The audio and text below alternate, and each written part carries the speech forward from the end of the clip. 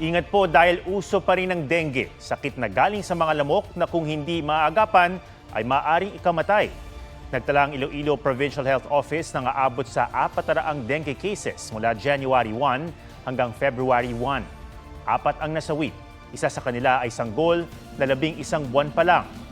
As of January 30, nasa mahigit 10,000 na ang kaso ng dengue sa Pilipinas. 21 naman ang namatay kumpara sa 42 noong 2024.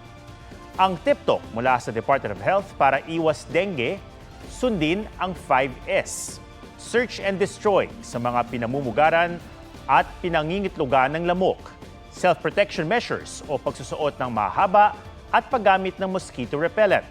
Seek early consultation kung may sintomas gaya ng lagnat. Support fogging o fumigation lalo sa hotspot areas. At sustain adequate hydration o ugaliing uminom ng tubig.